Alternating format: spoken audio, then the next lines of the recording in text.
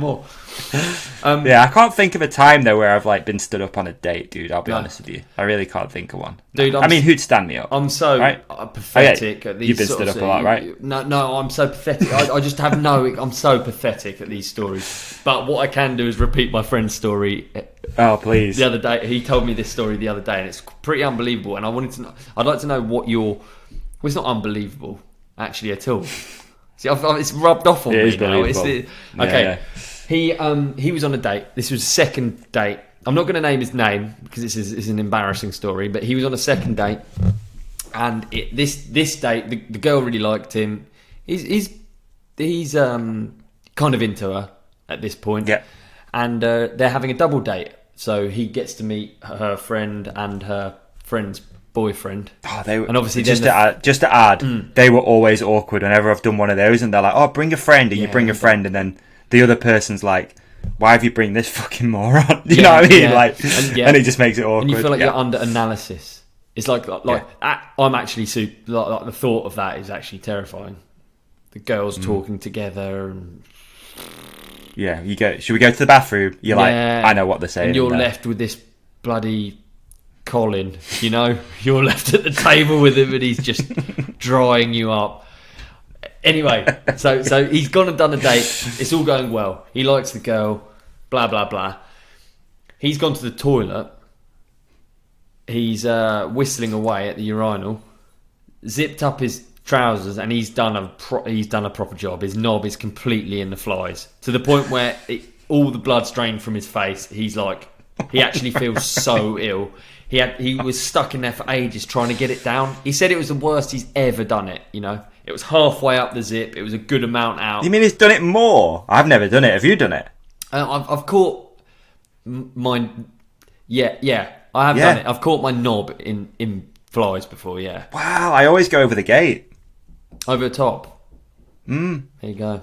I normally go at the bottom of the trouser leg, but anyway, so he's caught. So then he's slowly pulled the zip down. Really painful. A lot of blood. This is like serious. He's really done a proper job. This is a film, actually. I know, isn't it?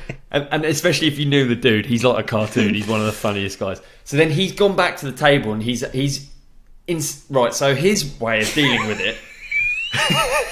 His way of dealing with it was just to go, I'm going to have to go home. I've got a really bad stomach.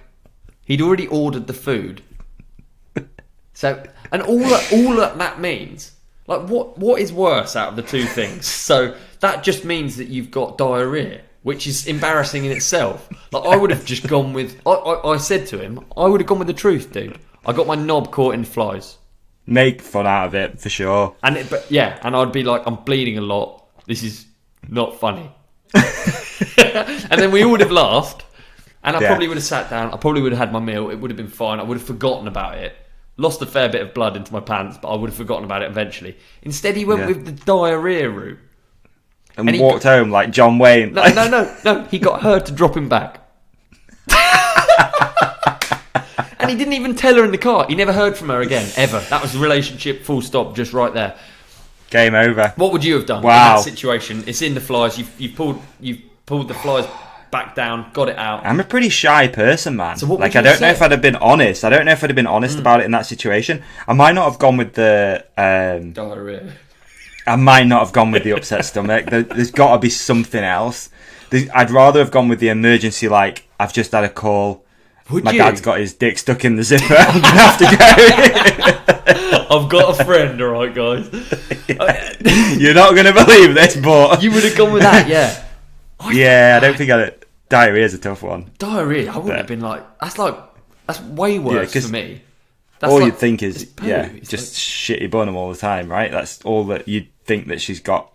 It's like when it's not the same, but it's kind of the same. It's like have you ever gone to the shop and the only thing you buy is toilet roll and you worry about what people think? I know exactly what you mean.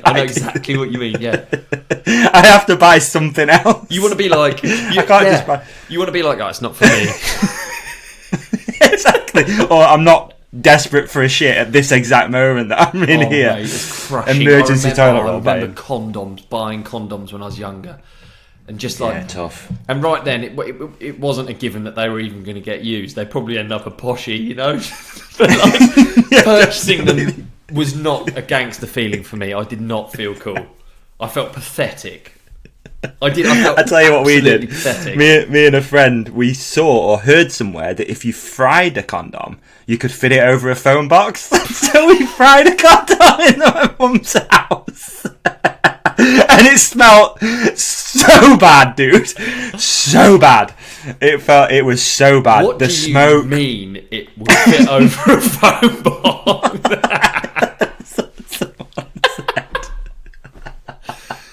What do you mean? Oh, man. And of course, it didn't work. I forgot about that. Dude, of course we just like smoked the house out, and there's like, what's the stuff called in the end? I don't know what it's called. It's disgusting. You shouldn't use it first. Use it and then fry it. You just said frying ejaculate. This is awful. This has gone really wrong. We haven't even got to listener questions. Wow. I'm just Googling it though, man. Because where did that rumour come from? That's so funny. That came from one bloke. Like, Yeah. if you followed back the chain of the rumour, it came from one bloke and he... Someone at school, you. probably. Someone at school. Yeah. Someone at school was like... we've obviously got it wrong, because if you Google it, it says if you boil a condom, it becomes stretchy enough to fit over the top of a telephone box. Oh, so it actually... There you go. You actually can... And That's what it says. And it's real? This is worth a YouTube. This is... Okay. Hey, I'll tell you what, dude. I have to get custom ones and they pretty much fit over a phone box as it is. You know what I mean? Yeah, an iPhone box. Yeah.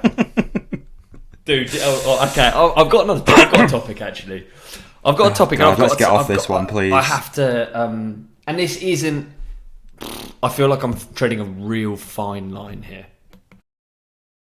Did you enjoy this clip? If so, please like and subscribe. The full episode is available by hitting one of the links on the screen right now, or type The Ride Companion into your favourite podcast app. We've even put links in the show description for you.